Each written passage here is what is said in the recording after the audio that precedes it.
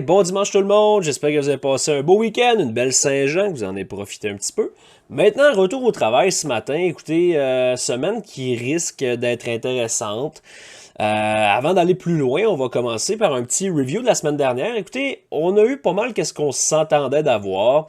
Je vous parlais d'une fenêtre de faiblesse qui était ouverte, et c'était la réalité avec une semaine là, post-OPEX. On a quand même eu une certaine faiblesse sur les indices. On a eu un beau retracement, puis je l'ai répété la semaine dernière et j'ai passé la semaine à le répéter. On regardait pour favoriser le short side la semaine dernière. Et avec raison, mais je mentionnais qu'il n'y avait pas de raison de commencer à s'exciter puis de vouloir voir un retracement complet ou un flush là, intense. On attendait certains targets. Une fois que ces targets-là ont été touchés, on était patient, on a surveillé la réaction. Et c'est exactement ce qu'on a eu là, du côté de IS. Donc, qu'est-ce qu'on avait anticipé la semaine passée? Je vous mentionnais cette zone-là autour de 43,80 comme notre target cette semaine. Ça a pris quand même un certain temps, mais c'est exactement là qu'on est allé livrer vendredi en fin de journée. Donc, on était quand même on point là-dessus, une faiblesse qui était relativement intéressante. Je vous parlais aussi de 44,40, pardon. Si on était en mesure de closer under ce niveau-là, ça risquait de confirmer la visite de ce target-là. Évidemment, par la suite, on surveillait la réaction, voir si on pouvait accélérer down. Ça a été une semaine relativement slow. On va en parler un petit peu plus là, pour la préparation de cette semaine, mais ça a été un price action quand même intéressant, mais tu sais, comme je vous avais mentionné, on avait G-Pow qui prenait la parole là, 2 jours de temps, donc ça a quand même un petit peu compliqué les choses. On est quand même bien content là, de la préparation qu'on avait du côté du SP500. Si on regarde du côté du Nasdaq maintenant, ben, ça a été sensiblement la même chose. Un petit peu plus faible en début de semaine, a terminé la semaine un petit peu plus fort. Lui, on était chercher les lots du FOMC qui était notre target. On est allé les chercher jeudi matin, donc l'objectif a été atteint. Par la suite, on a eu une réaction assez intéressante. Vous voyez, sur le upside, on n'avait rien de préparé parce que c'était pas le plan qu'on avait. Donc, l'objectif a été atteint. Personnellement, on va en parler tantôt, mais je trouve qu'on n'a pas nécessairement été plus bas. Et oui, ça peut sembler être un signe de force. Personnellement, là, ça risque de demeurer un objectif en début de semaine pour la semaine qui nous attend. Donc, voilà pour ça. Si on regarde du côté du dollar US, je vous en parle, ça fait une couple de semaines, là, c'est assez critique. On a eu une grosse faiblesse relative qui a concordé aussi évidemment avec la run-up sur les indices, mais le dollar US est assez critique, était très très critique cette semaine. On a amorcé la semaine de façon quand même en grindant up, qu'est-ce qui n'est pas nécessairement fort, tu sais, puis on a vu mercredi une grosse faiblesse. On a holdé le void en daily ici, qui était un peu la dernière ligne de défense, si on peut dire. Et on a eu une très très belle réaction.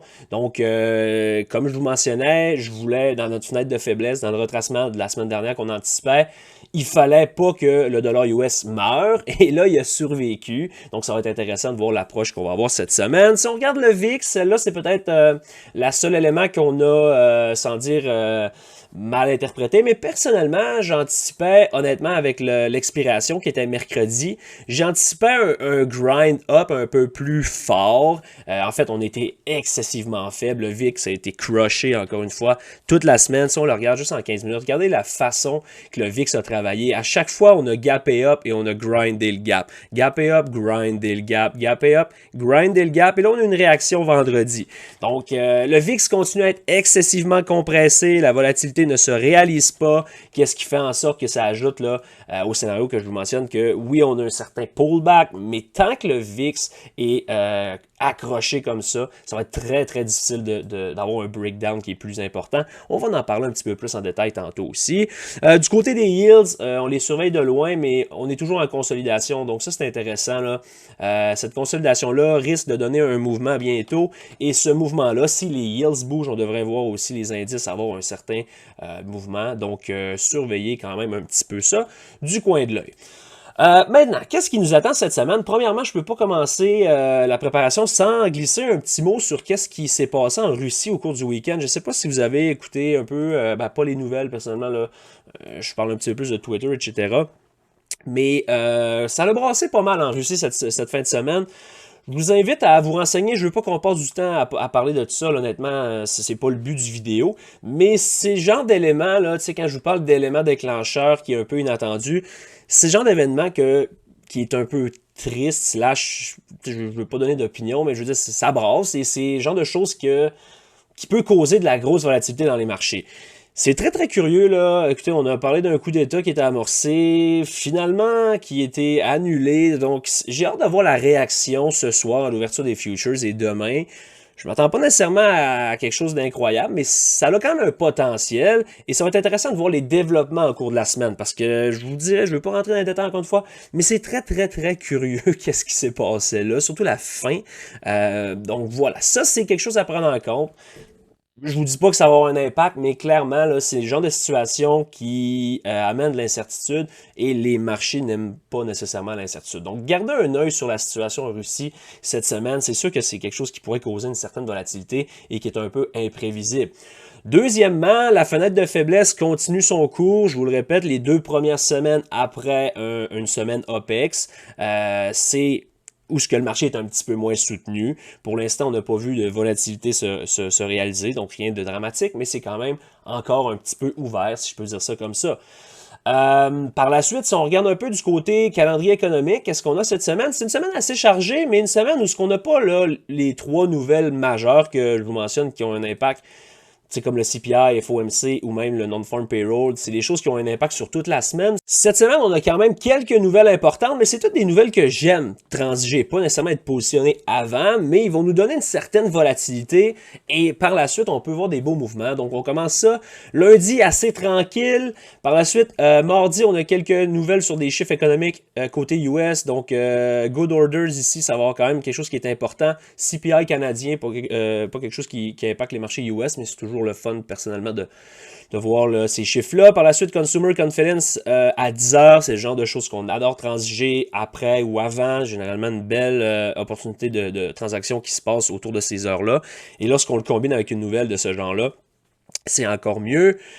Jeudi, on a Fed G-Power là, qui prend la parole, mais c'est un peu moins important. Écoutez, je vais aller creuser un petit peu plus en profondeur. Là. Mercredi, G-Power prend la parole au Portugal dans une discussion avec les banques européennes. C'est sûr que ça peut causer une certaine volatilité selon ce qu'il dit, mais c'est pas aussi majeur que ce qu'on a vu comme la semaine dernière avec le testimony et exemple un FOMC. Donc juste être au courant, c'est quand même G-Power qui est là.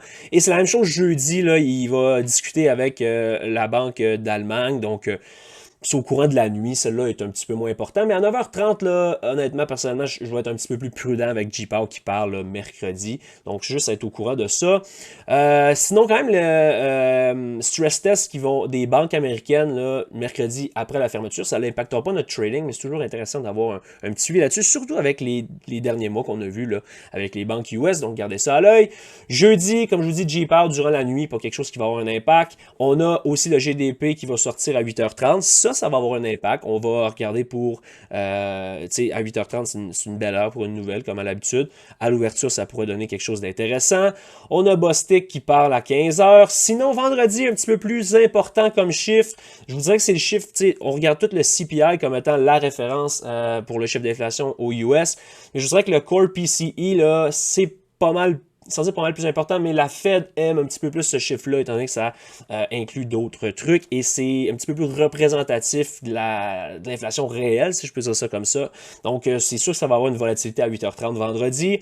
On a aussi le Personal Spending à 8h30, c'est un autre élément qui donne un peu gauge là, à la Fed, est-ce qu'on continue à tighter, etc. Vous connaissez la situation. Michigan Consumer Expectation à 10h, Consumer Sentiment. Donc, quand même assez stacké là, vendredi. Ça va finir la semaine en force et c'est clairement le genre de choses que vous voulez être au courant. Donc, voilà pour le calendrier économique de cette semaine. Si on regarde maintenant qu'est-ce qui nous attend côté technique cette semaine, je vous dirais que, étant donné que notre target sur le short side a été plutôt atteint, et je dis plutôt parce que c'est pas encore parfait, j'ai l'impression qu'on pourrait avoir une certaine faiblesse, une autre rundown, mais la réaction qu'il va avoir sur certains niveaux va être très importante. Je vous dirais je suis pas capable cette semaine de vous dire « Ok, je suis 100% bearish pour toute la semaine », alors que la semaine dernière, j'étais capable de vous dire ça avec une bonne confiance, et c'est ce qu'on a priorisé toute la semaine. Cette semaine, on va avoir besoin de surveiller certaines réactions, surveiller comment on réagit sur certains niveaux. Et ça va commencer du côté du SP500. Si vous regardez du côté du SP500, IS ici, sur les contrats en continu. Vous voyez le void ici, c'est l'objectif qu'on avait la semaine dernière. Le balancement en daily qui était ici. Le fait qu'on fasse un double bottom parfait comme ça me laisse croire à un autre certain retracement. Ça peut arriver même qu'on ouvre comme ce soir et qu'on gap ici. Pas impossible, mais l'objectif premier cette semaine va être une liquidation des lots de vendredi. À partir du moment où on va liquider les lots de vendredi, on va surveiller la réaction et ça devient dans le même scénario que la semaine dernière. Je vous parlais de cette zone-là comme une zone pivot. Est-ce qu'on break et qu'on reteste comme résistance et qu'on hold avant d'aller plus bas? Si c'est le cas, je m'attends à ce que la volatilité augmente et qu'on ait des mouvements un petit peu plus agressifs que ce qu'on a eu la semaine passée. Retracement très très slow, qui était relativement sain, je le répète, mais si jamais on flippe cette zone-là, je m'attends de voir un peu d'accélération et à mon avis, on pourrait aller visiter ça quand même assez rapidement. Pourquoi? Ben, c'est un void en daily, weekly, et on a aussi un gap qu'on va aller voir tantôt en weekly, accompagné d'un potentiel bloc ici bullish. Donc, comme je répétais, ça c'est l'objectif un peu plus important. Et une fois que, si jamais on va naviguer dans ces zones-là, ça devient là vraiment quelque chose de pivot. Est-ce que on est vraiment juste, encore une fois, sur un retracement qui est sain. Comme je vous dis, si on se trace un fibre, retracement autour de Golden peut être intéressant. Ou est-ce que ça devient là, de plus en plus lourd et qu'on s'en va attaquer ça ici et quelque chose de plus important? Encore une fois, dans ce cas-là, on va parler d'un flush qui est majeur. Pour l'instant, c'est pas nécessairement le scénario que j'anticipe et le scénario le plus probable. Mais soyez quand même à l'écoute de ce qui se passe un peu partout et de la réaction sur les zones que je vous donne ici.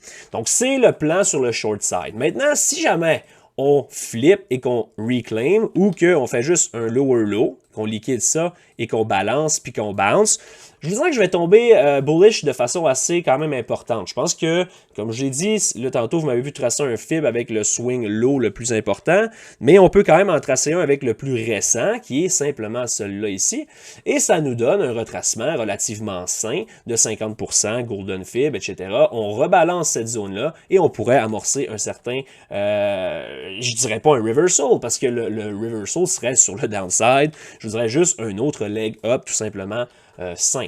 À ce moment-là, qu'est-ce qu'on va surveiller? C'est la réaction sur le void ici en daily. Si on est capable, encore une fois, d'accélérer et de holder cette zone-là, je suis très, très, très confiant pour une run un petit peu plus haut. Si on veut aller voir maintenant la run un petit peu plus haut, on a besoin d'aller sur certains autres time frames. Si on regarde la monthly chart, c'est un peu la même approche que la semaine dernière. On a encore le bloc qui est ici, qui a notre intérêt. C'est ce qu'on va surveiller. Pour l'instant, on a rejeté l'entrée. Maintenant, si on regarde en weekly, on peut aller voir un peu plus en détail. Vous voyez, on a quand même un void ici qui a été rejeté, encore une fois. Donc, je le répète, si on close over le high de comme il y a 2 semaines, ça pourrait vraiment amorcer un autre leg up. 50% du bloc en monthly que je vous ai mentionné tantôt, c'est sûr que c'est quelque chose qui a notre intérêt. Et si jamais on veut quelque chose d'un petit peu plus précis et qu'on va en daily, ben vous voyez ici quand même le void qui a mon intérêt. Ça serait mon objectif cette semaine si jamais on se met à accélérer sur le upside. Mais il va falloir quand même que ça soit fort. N'oubliez pas qu'on est sur quand même un monster move up. Je sais que tout le monde essaye d'attraper un crash, que je déteste entendre ce mot-là. Mais pour l'instant, je le répète, c'est un retracement qui est relativement sain. Autant qu'il y a de ça quelques semaines, voire peut-être un mois ou deux, je vous mentionnais comme cette fenêtre-là comme étant un short A++ avec un très très low risk pour un possible reversal violent. Ben, qu'en ce moment, je suis plutôt en mode, on est en retracement et un n'empêche pas l'autre, comme je vous dis. Alors, personnellement, j'ai profité de ça, j'ai swingé ce short-là, quand même des beaux mouvements, là, 2% sur IS, presque 3% sur Nasdaq, on a réussi à capturer en swing, 6% sur Google, 8% sur QCOM. Mais je me suis payé parce que pour l'instant, ça demeure un simple retracement qui est sain. Et tant qu'on ne flippe pas des zones qui sont critiques, ben je demeure prudent, tout simplement. On ne veut pas essayer de faire comme tout le monde qui short depuis ici et qui se font pincer à chaque fois. Donc dans ce cas-là, on anticipait un retracement qui s'est produit. À partir de là, est-ce qu'on peut accélérer sur le downside et tomber en mode sell-off? Possible, mais c'est peut-être pas le plan numéro 1 pour l'instant. On a déjà capturé des profits et on est bien content avec ça. Donc voilà pour le SP500, c'est le plan qu'on a cette semaine. Maintenant, on va regarder du côté du Nasdaq, qui est lui aussi quand même intéressant. Sur les plus gros time frames, écoutez, on peut commencer avec la monthly chart. Comme je vous ai dit, Ça demeure un objectif là, autour de 15 700 si jamais on accélère sur le upside, mais ce ne serait pas le but premier cette semaine. On verra si on peut y aller. C'est sûr que ça devient quand même un target intéressant. Mais pour l'instant, si on regarde en monthly, on va se concentrer un petit peu plus sur, exemple, le high ici, qui est autour de 15 470, là, le high de là 2 semaines. Un peu la même chose. On a atteint les objectifs qu'on avait sur la semaine dernière, mais peut-être pas de la façon que j'aurais voulu le voir. Ça n'a pas été exactement au niveau qu'on voulait, mais ça a rentré dans la zone qu'on surveillait. Maintenant, il reste encore le void ici en weekly. Ça serait probablement le même objectif qu'on a sur SP500. Et encore la même chose, le double bottom ici autour de 14 400. Celui-là, si on le regarde en daily, est un petit peu plus clean. Mais ça, c'est la principale raison pour laquelle je demeure bearish, un petit peu plus bearish à court terme, c'est que ces lots-là sont excessivement trop clean avec le void. Donc, ça demeure quand même un objectif. Donc, si on revient un petit peu plus précis pour cette semaine, oui, on est allé breaker le low du FOMC qui était l'objectif, mais le void qui est là est encore un petit peu trop parfait à mon avis. On a laissé encore un double bottom. Donc, c'est la même approche que j'ai sur le SP500. J'ai une approche un petit peu plus bearish en début de semaine et on va surveiller la réaction là-dedans. Si, encore une fois, on flip et qu'on hold, on pourrait devenir beaucoup plus lourd. Surveillez quand même la chandelle ici là, du 7 juin, ça pourrait être un potentiel bloc, donc possible qu'on blow, qu'on bounce, qu'on reclaim. Si on reclaim, on devient excessivement bullish. Si jamais on reject, on est excessivement bearish pour une attaque de cette zone-là et un rebalancement potentiel autour de 14 300, 14 400. Donc, c'est le plan sur le short side que j'ai. Mais encore une fois, étant donné que les objectifs principales ont été majoritairement atteints la semaine dernière, ben on devient un petit peu plus en mode, sans dire réaction, parce que c'est planifié, mais on va surveiller la réaction sur ces zones-là, et selon qu'est-ce que les zones vont nous offrir, on va ajuster notre bias pour la semaine. Sur du upside, maintenant, on n'a pas créé de void, contrairement sur le SP500. Qu'est-ce que j'ai en tête? Puis je ne l'ai pas tracé parce que je ne veux pas que vous commenciez à voir trop loin, mais personnellement, qu'est-ce que je surveille? C'est le potentiel bloc qui aurait été créé sur cette chandelle-là. Vous voyez, on a quand même eu un respect, là, 1, 2, 3 fois pour le moment. Pour confirmer ça, il faudrait vraiment qu'on explose sur le downside. Si c'est le cas, ça va encore une fois donner un petit peu plus de confiance là, à notre scénario bearish. Mais à l'inverse, si jamais on se met à pousser sur le upside, qu'est-ce que je vais surveiller? C'est évidemment le high de vendredi dernier, mais aussi 50% de cette chandelle-là. Donc si jamais on reclaim, aussi on a un mini gap ici, si jamais on reclaim ça et qu'on hold, personnellement, je pense qu'on va aller attaquer les highs là, du 16 juin. Et si c'est le cas, qu'on devient un petit peu plus fort, on a probablement du jus jusqu'à 15 700, qui nous donne quand même donnerait une grosse semaine. Il ne faut pas toujours s'attendre à des semaines de 4, 5, 6%. Il faut comprendre le mouvement qui vient d'arriver et juste une consolidation là, un petit peu plus longue pourrait être forte possible aussi. Donc voilà pour Nasdaq, quand même un de mes préférés, je vous dirais en ce moment. Il bouge très très bien, intraday, peut-être même un petit peu mieux que le SP500. Donc gardez ça à l'œil. S'il est plus fort, j'irai avec le Nasdaq. En cas de plus grande faiblesse, dépendamment de qu'est-ce que vous préférez, je pense que les deux indices là peuvent nous donner quand même du jus. Rapidement, je veux faire juste parler un petit peu du Dow Jones rapidement. Je ne veux pas qu'on passe trop de temps là, sur les autres indices parce que les deux focus sont le SP500 et le Nasdaq. Mais le Dow Jones me donne l'impression qu'on pourrait avoir encore une certaine continuation de la faiblesse. Vous voyez la chandelle en weekly qui a été créée, on a fermé quand même très faible. Donc pas impossible qu'on ait un certain rallye, mais surveillez la réaction à mi-chemin du bloc et peut-être là au complet. Tant qu'on est en dessous de ça ici, je demeure excessivement bearish sur le Dow. Et si on le regarde en daily, on pourrait par la suite aller rebalancer un peu la même chose qu'on a sur les autres indices. Le void qui est ici, ça sera un objectif. Donc, il reste encore de la place sur le Dow.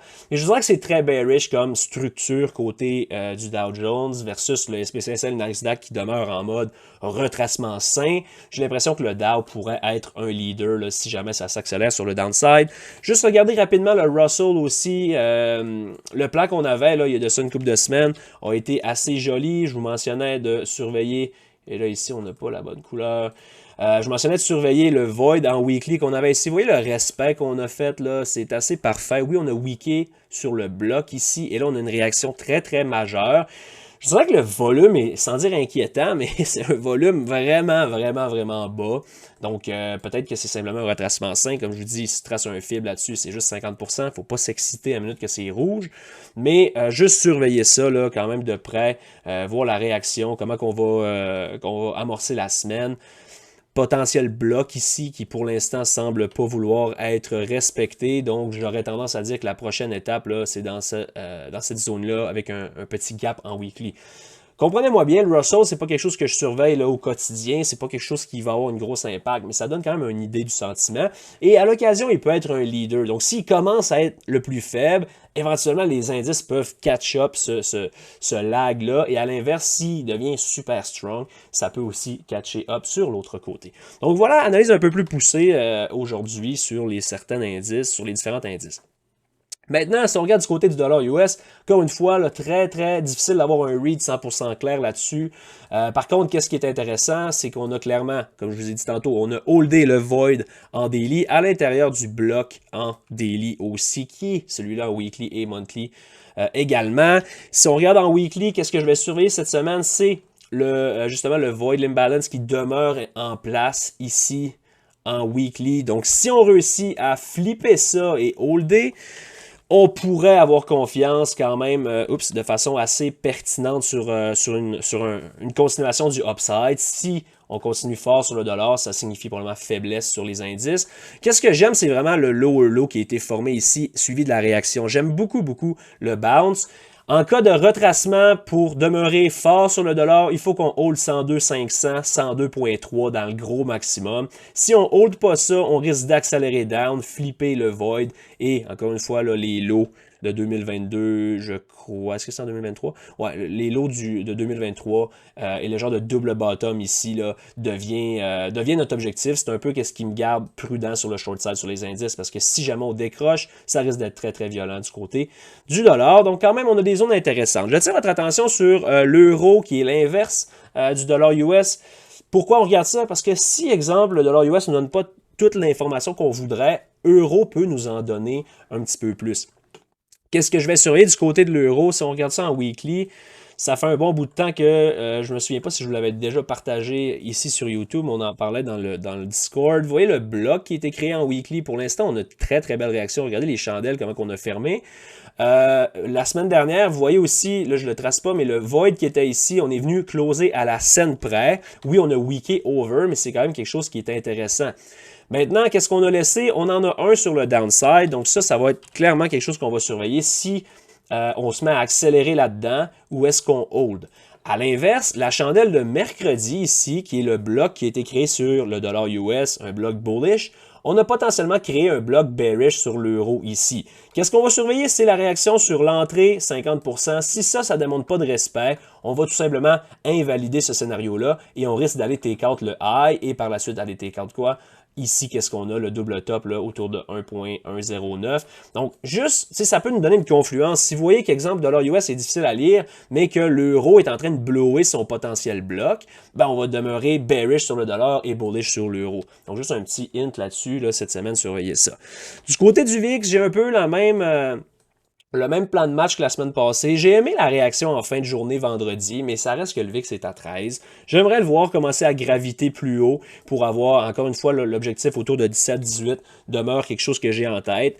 Si jamais on a à avoir de la faiblesse sur les indices, j'aimerais voir un VIX qui s'accélère un petit peu pour donner un peu de confiance là, sur notre scénario short, mais sinon, essayez pas d'overthinker le VIX, il continue à se faire crusher, il continue à être compressé, le monde continue à vendre des calls, ce qui compresse la volatilité. Donc, soyez prudent avec le VIX, juste le surveiller. Vraiment, là, qu'est-ce que vous devez faire avec ça? Faites comme je l'ai dit tantôt, vous mettez ça en 15 minutes le matin, vous voyez le gap et vous voyez la réaction. Gap, ok, on veut fill, donc volatilité continue à être compressée, on risque moins de voir du gros downside. Ça ne veut pas dire qu'on ne peut pas tomber. Cette semaine, on a vu un VIX down, indice down à plusieurs reprises, ce qui n'est pas naturellement sain, mais ça veut juste dire que la volatilité est compressée et qu'on ne peut pas s'attendre à avoir des décrochages complets. Par contre, si on a un gap and go, une fois ou deux cette semaine, qui est puissant, ben là, ça commence à donner un petit peu plus de confiance et c'est juste pour vous indiquer un petit peu qu'est-ce qui se passe. Du côté des yields, j'en ai parlé, juste surveiller là, qu'est-ce qu'on fait cette semaine. Est-ce qu'on est capable de breaker? Si on break, ça pourrait être très très violent et je surveillerais là, autour de 4% pour un potentiel target. Donc voilà pour la préparation cette semaine. Maintenant, si on regarde un peu du côté des stocks, écoutez, quand même des beaux setups cette semaine, mais c'est un peu la même approche qu'avec les indices.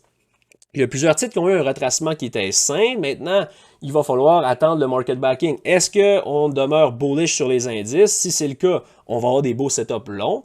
À l'inverse, si on est bearish sur les indices, il y a quelques titres là, qui pourraient être intéressants, mais un petit peu plus du côté short.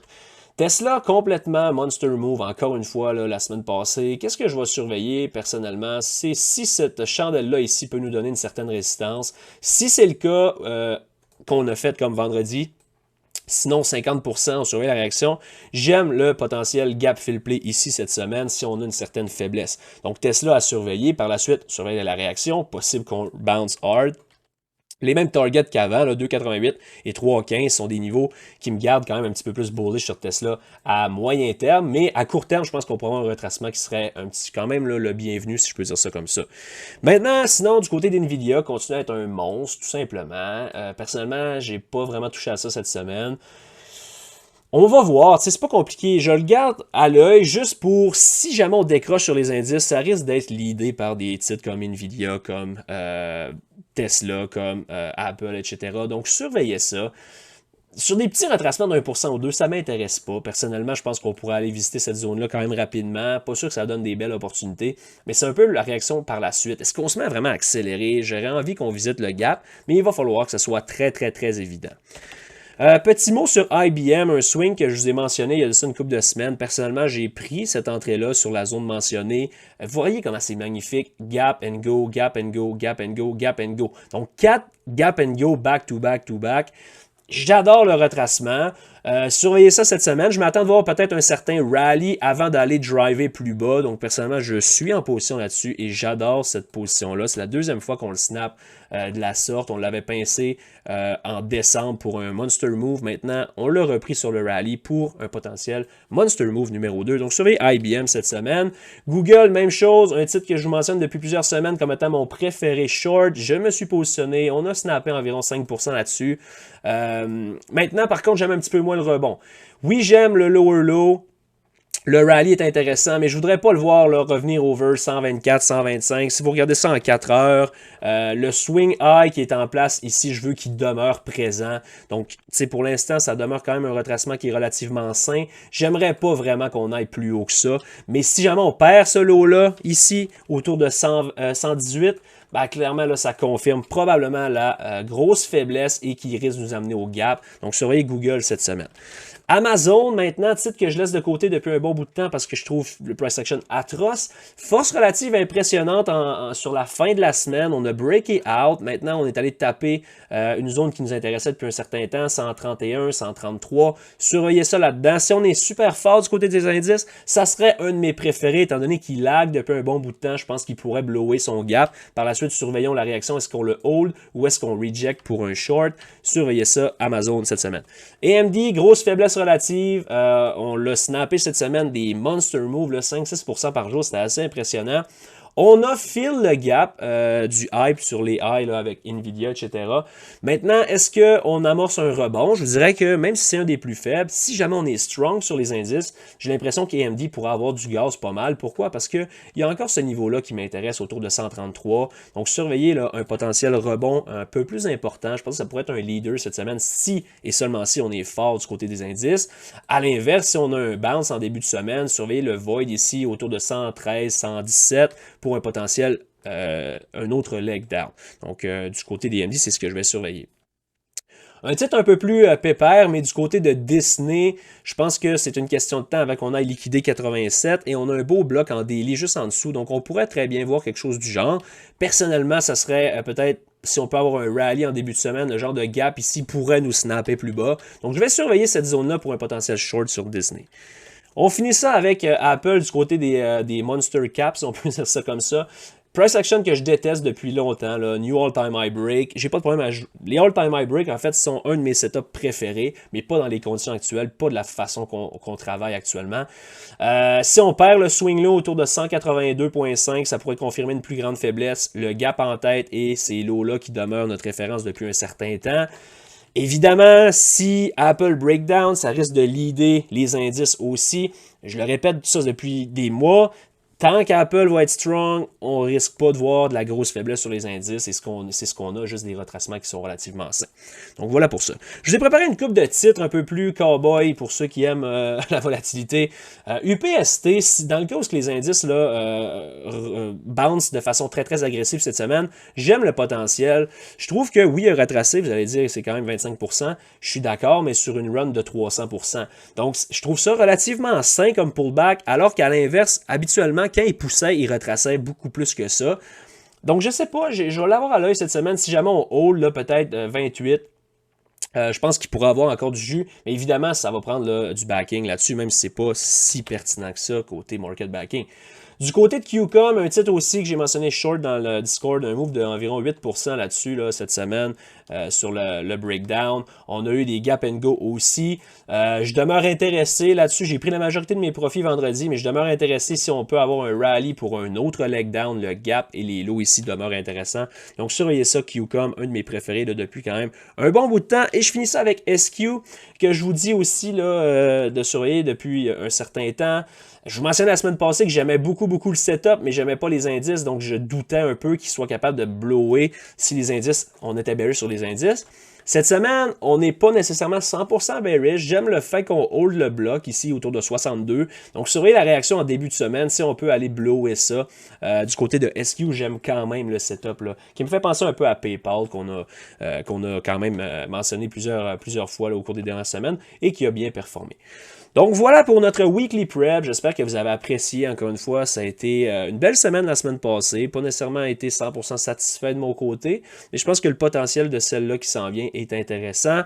Donc voilà, je vous invite à venir trader avec nous autres. Venez vous renseigner sur qu'est-ce qu'on fait. Venez nous voir trader en live chaque matin. Je vous garantis que vous allez voir quelque chose qui peut vous aider. C'est le but là, du groupe et non pas juste donner des signaux. Je vous invite aussi à aller prendre le package gratuit. Écoutez, formation TradingView 100% gratuite, Interactive Broker 100% gratuite. On a aussi là, presque 4 heures de vidéos de formation payante qui sont accessibles pour vous gratuitement. Donc allez jeter un œil à ça. Je vous souhaite une excellente semaine et on se dit à dimanche prochain. Salut tout le monde.